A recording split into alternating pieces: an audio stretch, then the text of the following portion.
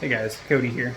I'm at the brewery and I've got another fix hopefully for you on how to do Sankes, how to clean Sankes in a small operation. Could be a homebrewing thing if you don't have cornies and you have Sankes, depending on the equipment you have.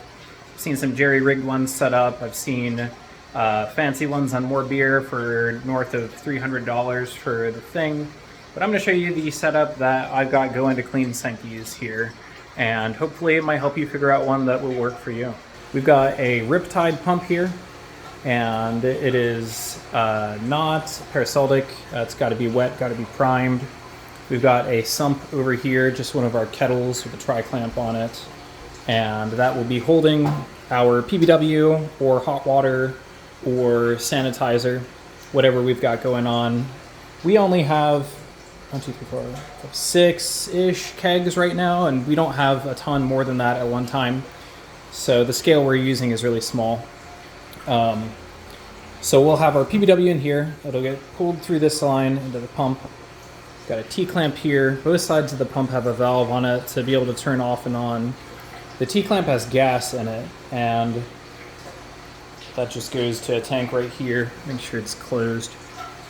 It's on the top in hopes that it locks air up there, locks CO2 up there, so no liquid goes back through the line. If that becomes a problem, I'll just slap a valve on there or something, but so far it hasn't. So we'll have our liquid going through there.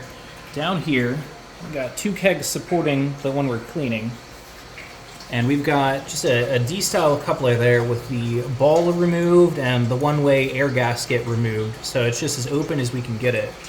It's got a very small valve there on the air side, so that once we're done with the sanitizer, we can just turn the air on and pressurize the keg and it should be good to go. So the liquid goes in through the top, what would be the top, the liquid side, and it'll go all the way up the spear and blast around here and clean it. You can probably hear it.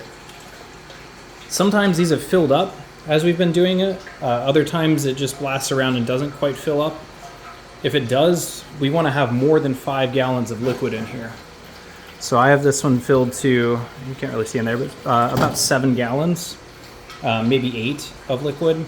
And it'll cycle through there, go up through the spear, blast around, come down the air side and get pushed out this hose. I got 2 buckets here to drain into if need be, and we'll go right back into our sump for cycling. Then, if we want to drain it, actually, see, I do have some liquid coming in here right now. I don't like that. Maybe I will put a valve on there. Anywho, if we want to drain it, we will turn this guy off after the pump is off. Just turn on the air and it'll push everything through and come out the liquid side. And then once the CO2 is coming through there, you can just flip it over, take it off, and you're good to go. You can cycle it over to the next one. So the way we're doing this is just 1 sump, 1 kettle full of PBW, and then we'll run through as many as we can at one time, depending on the time of the day, like how much time we've got. I'm only doing 3 today because it's like dark outside, running out of time.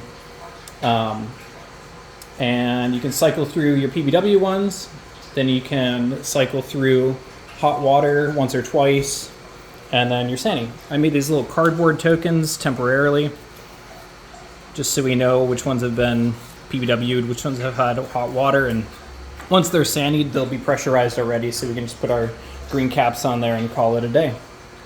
So that's the setup. If you got any questions, I'll be happy to answer them in the comments.